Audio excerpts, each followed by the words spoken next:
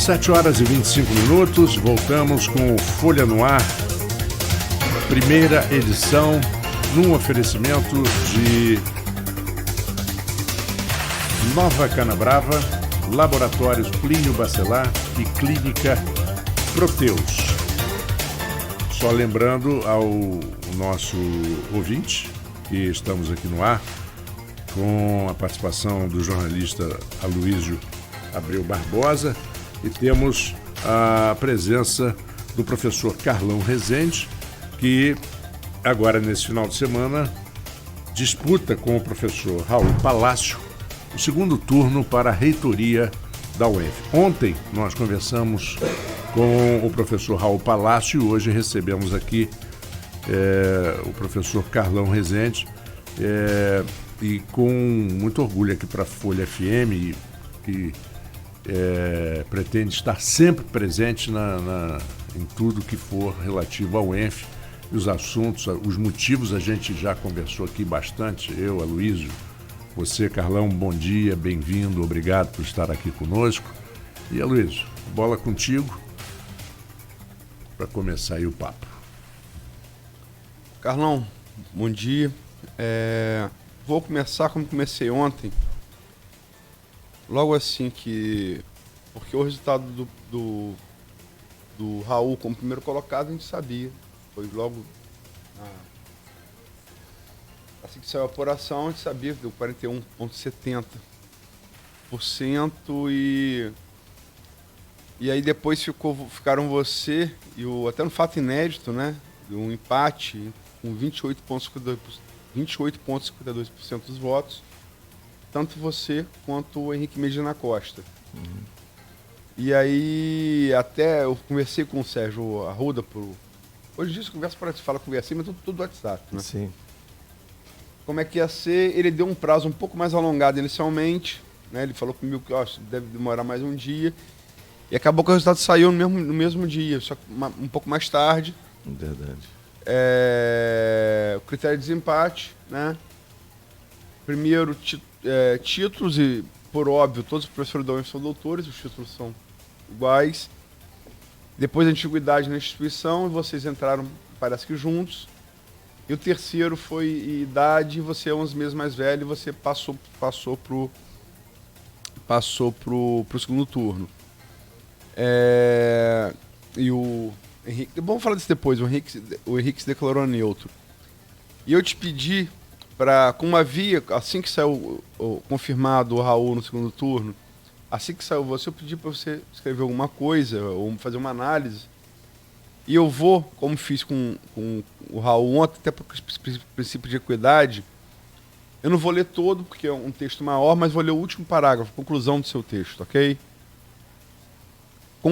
Abre aspas, Carlão Rezende, isso foi no dia...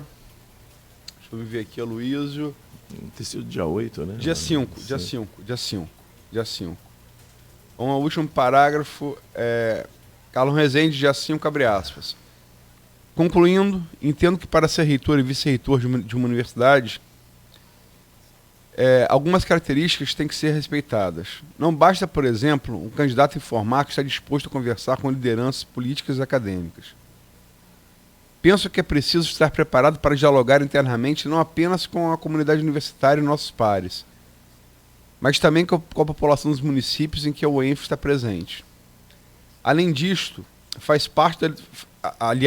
faz parte da liturgia do cargo. Contudo, considero a pessoa que está à frente de uma reitoria, também deve possuir um desempenho científico à altura dos maiores objetivos que nortearam a criação da UENF pelo saudoso Leonel Brizola e Darcy Ribeiro. É essa capacidade científica que trará a respeitabilidade necessária junto aos governantes e à população em geral em momentos em que precisamos obter os apoios necessários para que possamos atingir os altos objetivos que nos foram legados pelos fundadores da UENF. Fecha aspas, Carlão. O que mudou de lá para cá, se alguma coisa mudou, o que te levou a frisar essa coisa do conhecimento científico como critério? Bom, inicialmente eu quero dar bom dia a todos os ouvintes e dizer que não tiro absolutamente nada do que eu escrevi. Na realidade, eu sou um defensor intransigente do mérito acadêmico. Eu vou te dar um exemplo dentro da sua área. Você é jornalista. Acredito que você, se tivesse uma pessoa aqui na sua empresa durante 14 anos que não tivesse escrito uma matéria, essa pessoa não estaria no seu jornal. Pois bem, a questão do mérito acadêmico ela é muito clara para quem transita na universidade. E o mérito acadêmico ele se impõe, né, na medida em que você publica artigos científicos, na medida em que você orienta estudantes, forma recursos humanos, a nível de graduação, pós-graduação, e supervisiona pós-doutorandos e capta recurso para a instituição. Portanto, é muito nítida a diferença entre a minha candidatura como reitor e a do professor Raul Palácio no que tange ao mérito acadêmico. E, nesse sentido, eu possuo reconhecimento de 3 ex-reitores, professor Vanderlei de Souza, professor Salacier Bernardo, professor Almir, professor Dias, que foi o fundador do Laboratório de Engenharia de Petróleo, foi candidato a reitor no passado também, enfim, e professor Isaac Reutemann e vários membros da Academia Brasileira de Ciências. Então, eu acho que é muito nítido, a gente não pode colocar a eleição para reitor num plano como se fosse uma mera candidatura política, simplesmente. Tem que haver esse tipo de reconhecimento. Infelizmente, acredito que o nosso erro se iniciou há um tempo atrás, na medida em que, por exemplo, o Estatuto da UENF ele prevê para que seja chefe de laboratório, você precisa de ter reconhecimento científico na área. No entanto, para reitor, ele é omisso. Então, esse é um ponto, inclusive, caso eu venha a ser indicado pela comunidade, é um ponto a ser revisto. Porque, se você olha os reitores de universidades, vou citar a professora Denise de Carvalho, que foi recentemente escolhida pela Universidade Federal do Rio de Janeiro. Ela é uma professora de elevado nível acadêmico, ela é minha contemporânea do Instituto de Biofísica, membro da Academia Brasileira de Medicina, muito laureada, enfim. Eu acho que é isso. No momento em que a universidade, isso nós já falamos numa entrevista anterior, no momento em que a universidade tem sido duramente questionada quanto à sua qualidade ou quanto aos resultados que ela presta para a comunidade, acho que tem que estar à frente da universidade exatamente uma pessoa que possua uma história e vida científica consistente. Essa é simples assim. E eu acho que cada um tem seu tempo, né? Eu acho que o professor Raul é um cara jovem, deveria estar se preocupando em consolidação da sua carreira acadêmica, e a nossa atividade fim é para isso. Nós não estamos lá para ser apenas gestores administrativos, né? A nossa atividade é ensino, pesquisa e extensão. 2 coisas. Só para você citou qual o critério que... Você quis fazer uma analogia, citou qual o critério que eu contrato o jornalista. Quando ele vem da FAFIC, que é quem tem curso aqui de terceiro grau de formação, o critério veio da FAFIC, porque ele tem que aprender tudo de fato no jornal. Quando ele chega a saber o que é lead, vindo da FAFIC, eu já estou satisfeito. Lead é o primeiro parágrafo introdutório. Sim. Quem, o que, quando, como, onde, por quê. Né? Quando ele já sabe isso, eu já estou satisfeito, porque o resto eu tenho que ensinar. Eu formo de fato no jornal. E depois, se a pessoa já tem uma experiência pregressa, aí sim, é simples. Eu peço a pessoa, vamos supor, Marco jornalista. Você quer um emprego como jornalista? Sai com o Marco cobrir uma pauta. Escreve o mesmo texto sem trocar ideia com o Marco do texto e me apresenta o texto. Quero saber quanto tempo você faz o texto e me mostra o texto. Pois é. Comparo com a pessoa e aí vou ter o perfil. Se for uma pessoa com currículo prático, quando não tem, quando vem da FAFIC, o currículo Mas, objetivamente, você não esperaria 14 anos uma pessoa para escrever uma matéria para o seu jornal, né? Após ser contratado. Né? Não, mas isso também é relativo. Eu posso dizer a você, eu conheço, isso é uma coisa interessante, eu conheço grandes repórteres que são editores apenas medianos e conheço grandes editores que nunca foram grandes repórteres. Né? São funções diferentes. O repórter é o que está na ponta da linha. O editor é o que monta aquilo, né? Que edita aquilo, que diagrama aquilo no jornal e titula. Né? É a função que tinha antigamente no jornal, tituleiro, né? Tituleiro, mancheteiro. Não, tituleiro é uma coisa, mancheteiro, na verdade, é um tituleiro, tituleiro que vendia o jornal. Não, tituleiro é um nome mais antigo, né? Um nome mais antigo. Mas, enfim, também acho que há diferenças entre jornalismo e... Não, mas eu acho que uma pessoa é um indicador, claro. O cara pode não ser, mas alguma coisa tem que aparecer, né? Você não pode ter uma pessoa, vamos dizer assim, sem uma função para a qual ela foi contratada. Atividade fim é ensino, pesquisa e extensão.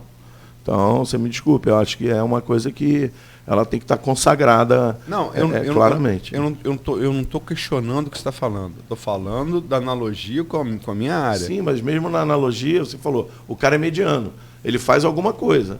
Agora, se ele não fizer nada... Realmente você não é. Não, porque isso é comum em jornal. Você ter grandes repórteres que jornal impresso. Acho que também televisão e rádio. Você tem grandes repórteres que nunca passaram de medianos como editor, e você tem grandes editores que nunca foram excepcionais repórteres. Certo. Então, isso é uma coisa que existe, é da profissão. A Luiz me citou um caso, também sem questionar, de um dos maiores jornalistas esportivos que eu conheci na minha vida, e olha que eu tive uma boa experiência como jornalista esportivo de 22 anos, que foi o Odemário Tognon.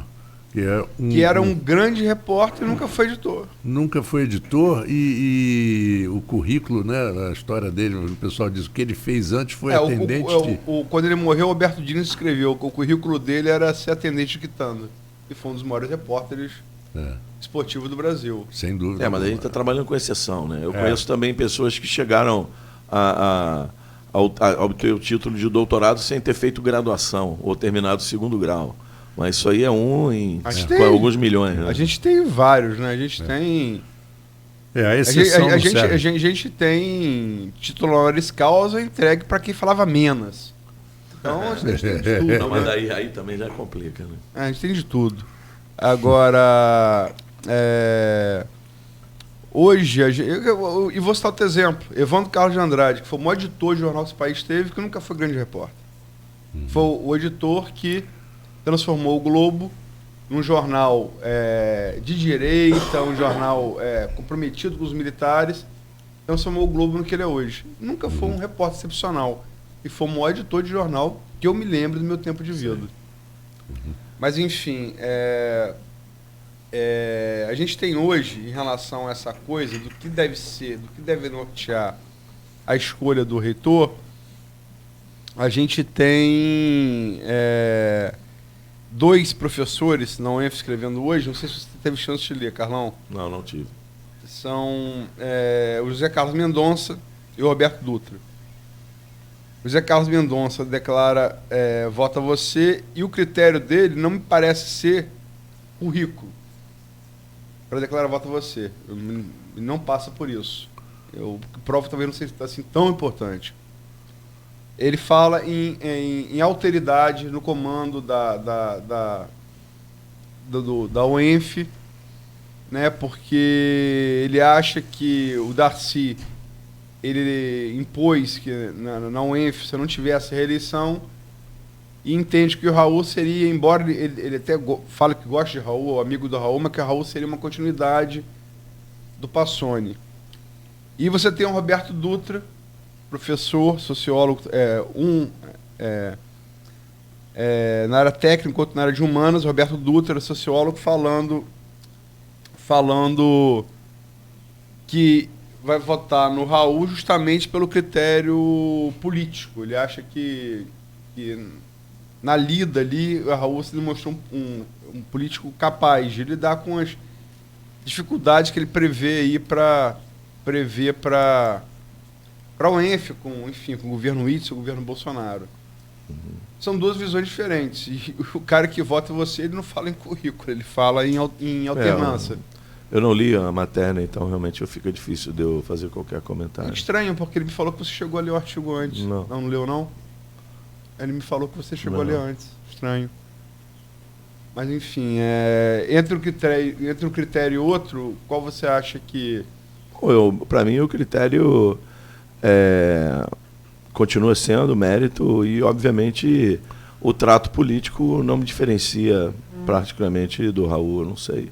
As pessoas veem o que elas desejam, né? Na realidade, eu não sei de onde o Roberto me conhece suficientemente para dizer que eu não tenho qualquer tipo de comportamento, ele te elogia no texto. De comportamento que me faça não ter um trânsito político com os parlamentares ou até com o Witzel. Inclusive ontem, até conversando com o pessoal em Macaé, né, que eu fui visitar o campus de Macaé, e lá me perguntaram exatamente sobre a questão do Witzel. Eu falei, olha, eu vou ser bem sincero, o Witzel tem me surpreendido nesses primeiros meses no que tange a relação com a universidade. Porque, primeiro, aparentemente os recursos estão saindo, porque tem muita coisa sendo feita aparentemente lá na UENF. A FAPERJ começou a pagar projetos relativos a 2014 ainda, né, editais, por exemplo, do qual inclusive eu tenho um, né, que é o Pronex, que é o primeiro edital que saiu em 2014, ele foi homologado em 2015, reassinado os termos de outorga em 2016, e ele começou a honrar compromissos que foram assumidos por outros governos, né, pelo governo do Pezão. Então, no que tange a ciência e tecnologia, até o momento, talvez seja a possibilidade dele querer se diferenciar do governo federal, né, que, como ele mostrou um alinhamento muito forte durante a eleição, ele obviamente tem ambições já declaradas à presidência da República. Ele reafirmou, inclusive, isso ontem com a André Sadi, na Globo News. Eu não vi a entrevista, mas, enfim, ele já tinha dito isso antes e, realmente, eu acho que, nesse ponto, ele está se diferenciando muito bem, porque, enquanto você vê o CNPq federal, né, sendo ameaçado de extinção, CAPES com bolsas cortadas, inclusive, ontem falaram que vão reaver aproximadamente 3.200 bolsas novamente, né, vão descontingenciar o plano de 16 milhões primeiro, depois 4 milhões, enfim. Mas o Witzel tem mostrado isso. E o Gerson, que é um pesquisador de muita respeitabilidade no cenário do estado do Rio de Janeiro, à frente da FAPERJ, tem conseguido dar novo ânimo a quem faz ciência de fato no estado do Rio de Janeiro. Eu tenho uma pergunta, são 7h44, e eu gostaria de colocar para... Só para... Pois não, Luiz. Falou o artigo do José Carlos Mendonça, você disse que não leu, mas ele me disse que você chegou a ler antes, mas agora disse a mim. Né? Tudo bem. E eu boto o José Carlos Mendonça, pessoa, uma fonte íntegra. Então, tudo bem. O artigo do Roberto Dutra, vou citar um trecho aqui. Todos os candidatos a reitor da UENF, incluindo os da chapa, que não foi para o segundo turno, prestam contribuições inestimáveis à nossa preciosa universidade. Ajudaram a construí-la com árduo e competente trabalho cotidiano. Então ele elogia todos, inclusive, além de você, o Henrique Medina Costa. Ele só fala um outro critério, mas ele elogia e reconhece os méritos das 3 candidaturas. Inclusive a que não foi para o segundo turno. Mas desculpa, Marcos. Não, é só para colocar para o próximo bloco, dito o que você declarou sobre a importância acadêmica, o mérito acadêmico, sim, queria falar um pouquinho no início desse segundo bloco sobre também a importância da criatividade em termos de gestão, por conta de crise financeira, isso, Sim. que é uma coisa que também tem uma importância muito grande, mas eu queria que você falasse um pouquinho sobre isso. 2017, né, da crise. Exatamente. Isso é importante falar mesmo, porque na realidade... bom, vamos falar no segundo, então Isso, deixa para falar. Vamos a um pequeno intervalo no Folha no Ar, primeira edição, voltamos em instantes. Hoje estamos conversando com o professor Carlão Rezende, candidato à reitoria da UENF. Voltamos em instantes. A gente faz planos o tempo todo para o futuro.